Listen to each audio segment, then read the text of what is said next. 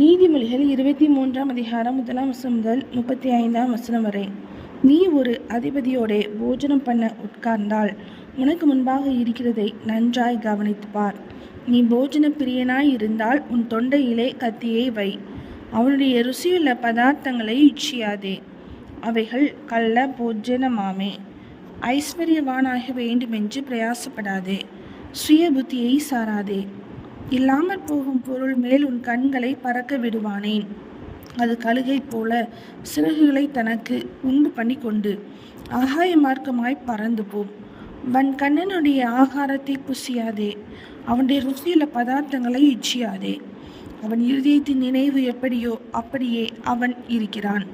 புசியும் பானம் பண்ணும் என்று அவன் உன்னோடே சொன்னாலும் அவன் இருதயம் உன்னோடே இராது.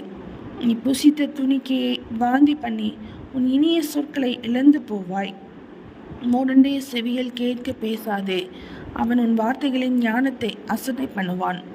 பூர்வ எல்லைக்குறியை மாற்றாதே, திக்கற்ற பிள்ளைகளுடைய நிலங்களை அபகரித்து கொள்ளாதே. அவர்களுடைய மீட்ப வல்லவர், அவர் உன்னுடனே அவர்களுக்காக வழக்காடுவார். உன் இருதயத்தை புத்திமதிக்கும் உன் செவிகளை அறிவின் வார்த்தைகளுக்கும் சாய்ப்பாயாக. பிள்ளையை தண்டியாமல் விடாதே, அவனை பிரம்பினால் அடித்தால் அவன் சாகான். நீ பிரம்பினால் அவனை அடிக்கிறதினால் பாதாளத்துக்கு அவன் ஆத்துமாவை தப்புவிப்பாயே. என் மகனே, உன் இருதயம் ஞானமுள்ளதாய் இருந்தால் என்னிலே என் இருதயம் மகிழும். உன் உதடுகள் செம்மையானவைகளை பேசினால் என் உள்ளிந்திரியங்கள் மகிழும். உன் மனதை பாவிகள் மேல் பொறாமை கொள்ள விடாதே. நீ நாடோறும் கர்த்தரை பற்றும் பயத்தோடிரு. நிச்சயமாகவே முடிவு உண்டு, உன் நம்பிக்கை வீண் போகாது. என் மகனே, நீ செவி கொடுத்து ஞானமடைந்து உன் இருதயத்தை நல்வழியிலே நடத்து. மதுபான பிரியரையும் மாம்ச பெருந்தீனிக்காரரையும் சேராதே. குடியனும் போஜன பிரியனும் தரித்திரராவார்கள். தூக்கம் கந்தைகளை உடுத்துவிக்கும்.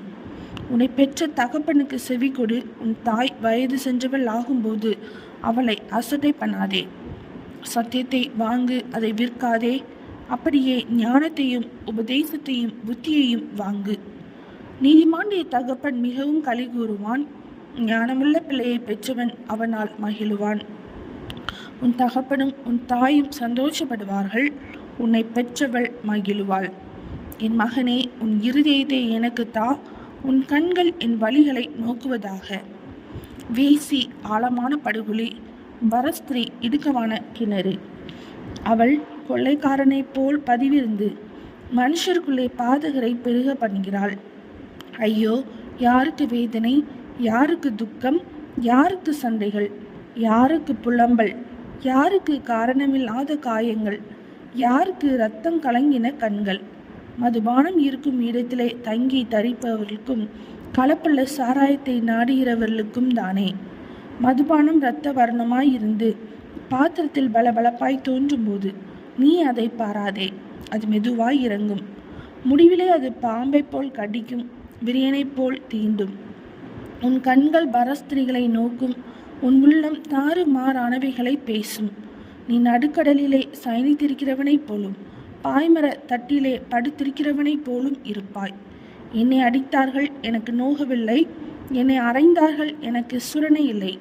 நான் அதை பின்னும் தொடர்ந்து தேட எப்பொழுது விழிப்பேன் என்பாய்.